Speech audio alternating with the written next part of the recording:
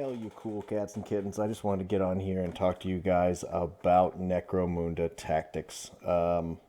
I've been all over the internet and found, I believe I would say, one tactics video for, I think it was Vansar on YouTube. And that's it. That's the only tactics you can find on the whole of YouTube, which is bonkers considering the size of the YouTube.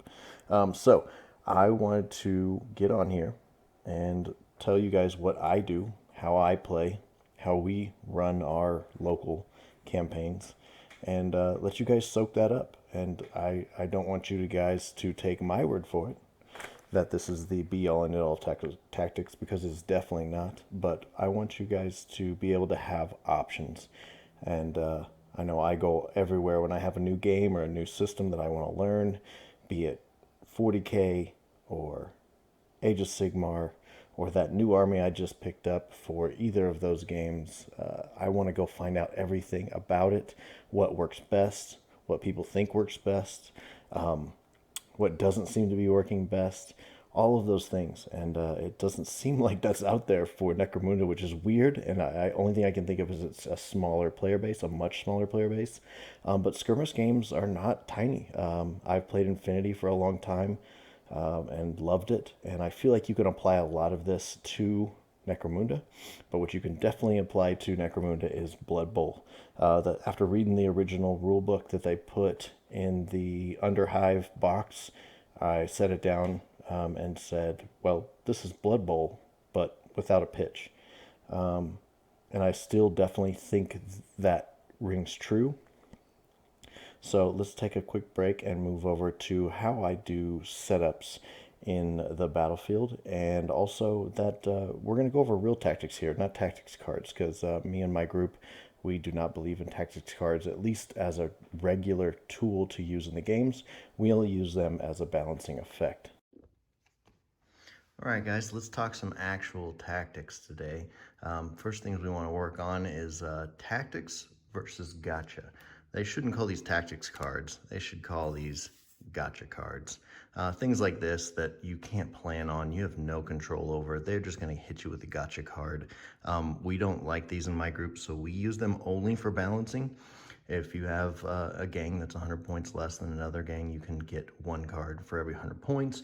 Also, we use our Hive Scum and Bounty Hunters as a balancing measure, just like they would in Blood Bowl for star players and wizards, fireballs, etc. That you can use in that game. So I feel tactics cards and the added players are great as a balancing measure to make sure you're not playing, if you have two 10-man teams and you only have a gang with 5 people left standing, they can balance that at least. And now they may have to spend some credits but to do so, but at least they have a chance of giving themselves a decent balanced game, which is what they do in Blood Bowl. You can always have hired on players that only come in for one game to make sure you have a full team, at least the basic minimum roster, so you have a fighting chance against that. And that's how we use our stuff, and I don't love the tactics cards for that reason. So let's talk setup, as in Sector Mechanicus versus the Zone Mortalis. I would say Zone Mortalis usually ends up being a smaller battlefield just because the squares are a specific size. I love a 4x4 table, but sometimes you end up with that smaller Sector Mechanicus board. So let's show you some ways to make sure you open that up, especially if you're that shooty army stuck in the Zone Mortalis. So let's say the player you're going against, he's got the Corpse Grinder Cult, and he wants to set up as many areas as possible that he can get as close as possible without getting shot in the face. So there's his first placement. You want to try and place things so that the edges are on the outside. I don't know if you can see my fingers here. The edges are on the outside here, so that, I'll set terrain on it so you can see it here in a bit, so that you have open areas. What's important is these open areas of terrain where you can get shots on people and use your range to your advantage. You're trying to get, if anything, outside of their charge range, which for most of the Corpse Grinder is going to be 5 inches average, unless you're using tactics cards. Then it gets kind of stupid, and they can go like 24 inches or something. Again, another reason I don't love tactics cards, because they break the game, and I like to know I want to win a game because I followed the rules, not because I threw a gotcha card down and got to charge 24 inches and kill your leader. So there would be my placement. Again, they're going to try and place and get these walls clumped together. So I'll move this camera so you can see. So they are trying to set up here to have small areas, enclosed areas, so that you can't get a great beat on them long range.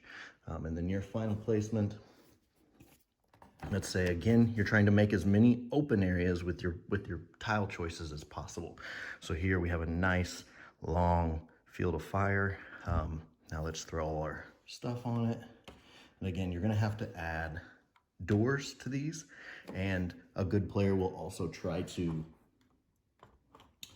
shut off more areas using those doors.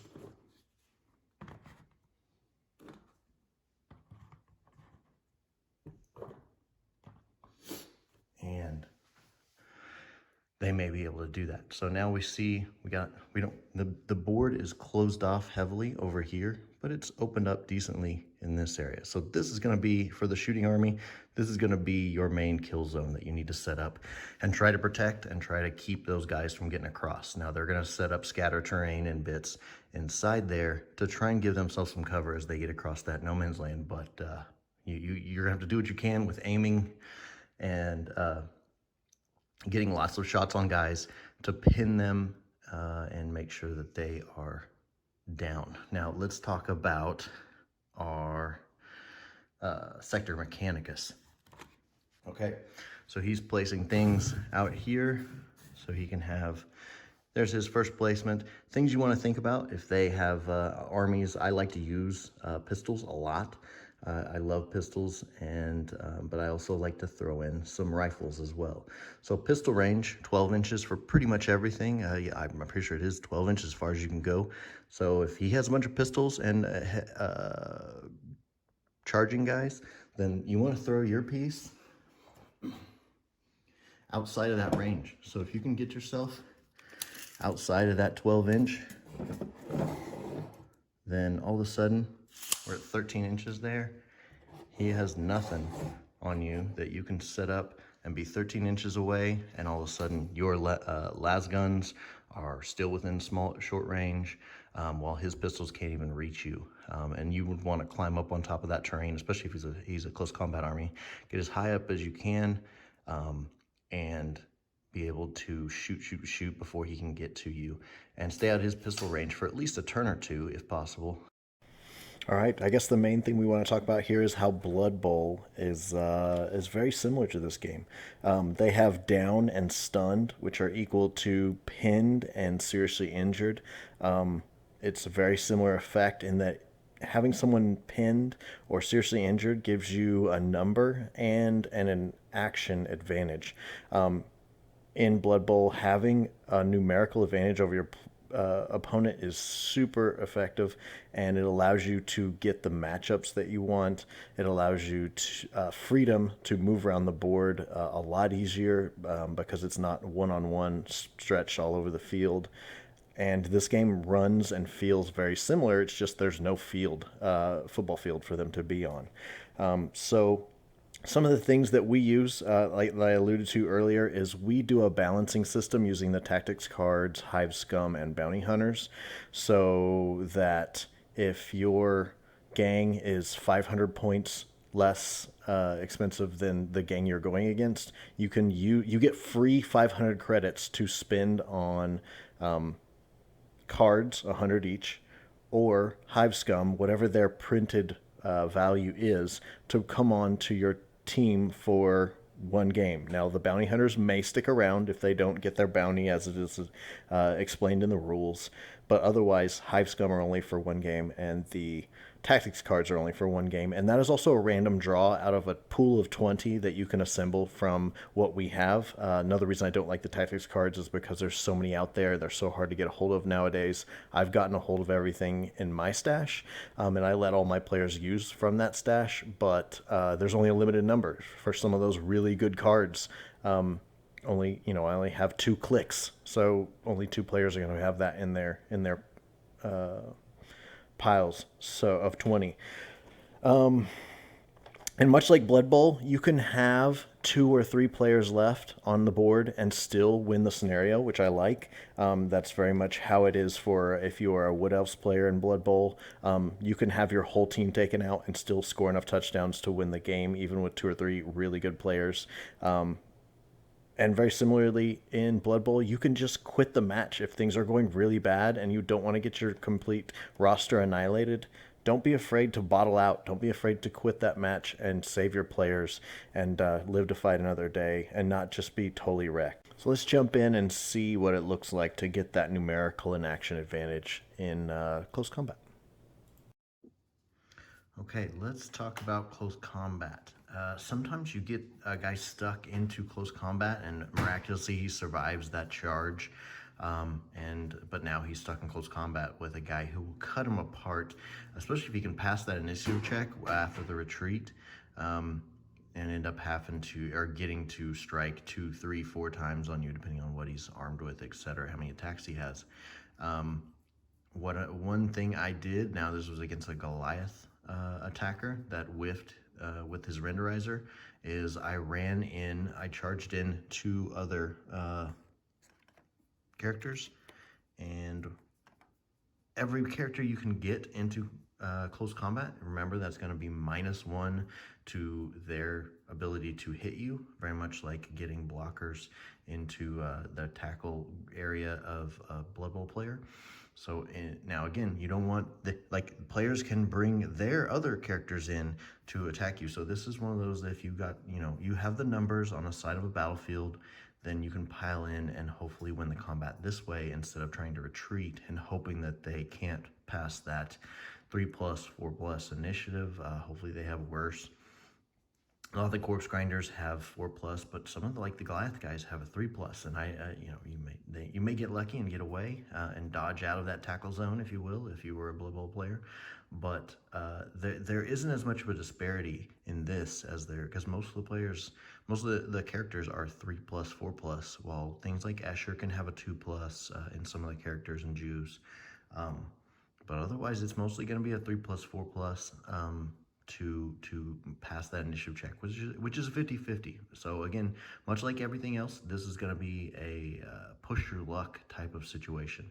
So I like to pile in guys if he's the only character and I can pile in. Now the first person's going to charge in. Now in this case, say it's a Skinner, you're going to have to pass your willpower check to make that charge. But with a Goliath, not a problem unless they have fearsome or something else. So piling them in, now he's going to hit at +1, so now his 3+ to hit is a 4+, so 50% of his hits are going to miss, but 50% are going to hit. And but then you pile in that third person, all of a sudden he's hitting on 5s. That's going to be a tough ask for him if he survives your initial charge on that third charge. So you can do this, especially if you have a character with a web fist, a power sword, a flail, something that's going to be a good effective combat weapon, and hopefully a pistol or something else, or even double pistols plus that third charge attack that you can just use to I guess, pistol whip the guy with a regular unarmed attack. Is a great, that's 3 attacks. A great way to do it versus 2 short range attacks. Maybe with stub guns, you might want to shoot into that combat, but otherwise charge in. Get stuck in with that guy and get 3 attacks versus just 1 with a pistol, or 2 at -1 if you were to double fire with 2 pistols. So weigh your odds, know what the statistics are for a good, is it worth charging in statistically versus is it better to just stand back and shoot into that combat and risk hitting your own player.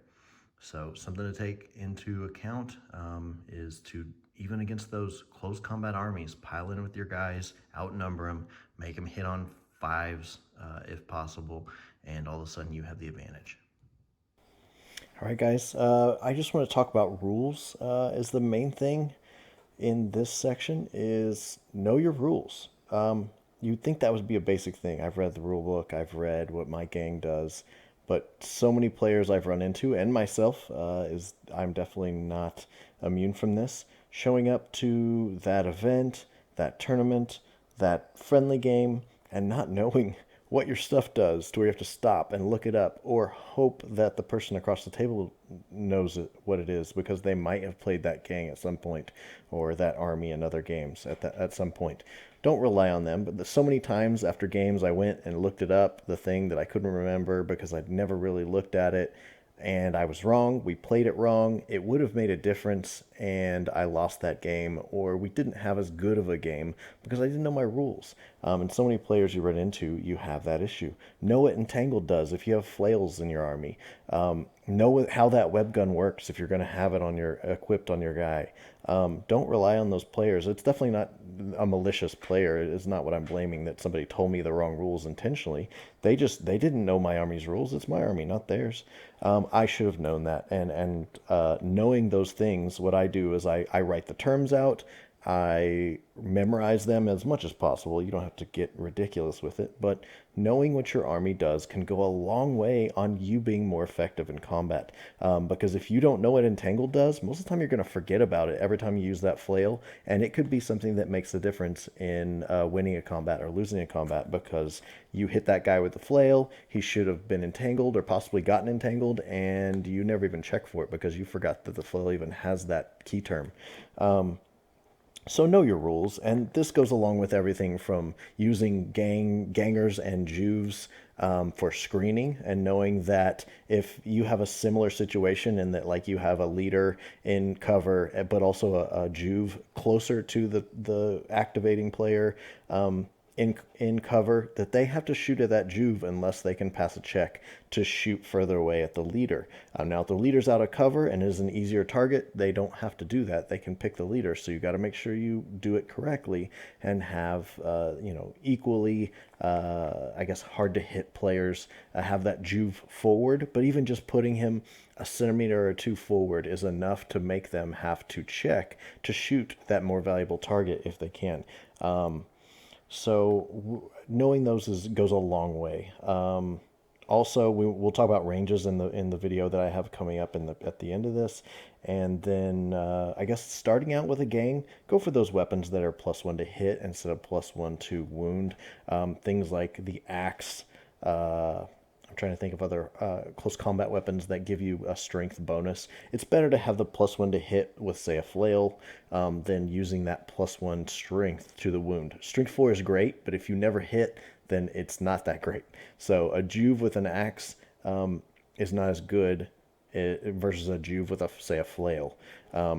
So consider using those +1 to hit weapons. Same thing for pistols. +1 or +2 is even better for, say, a juve who might be a weapon skill or ballistic skill 5. Now you got +2.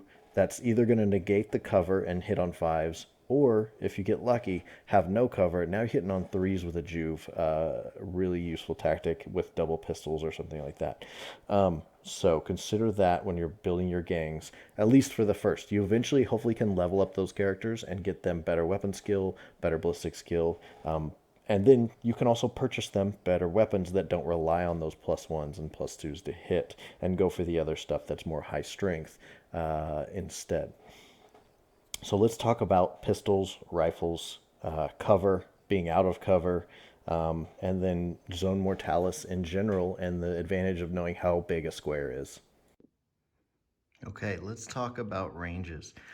Things you want to stay outside of is, especially if you have riflemen, is staying outside of that 12 inches for pistols. And then for most folks, it's going to be 5-inch plus that D3 for the charge. So that's a maximum of 8 inches.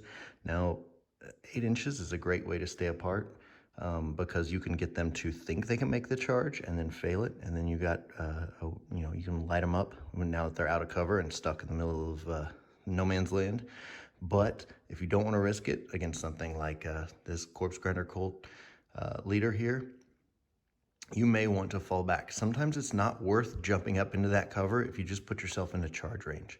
So right here, he's within 8, and how can I tell that? Great way to know is these Zone Mortalis squares. That's a 2-inch square. It's a little bit less than 2 inches, but it's very close to 2 inches. So he's about 6 inches away from me there, maybe a little more. So he rolls well. He's gonna get into close combat with me, and I'm gonna be chopped down pretty easily.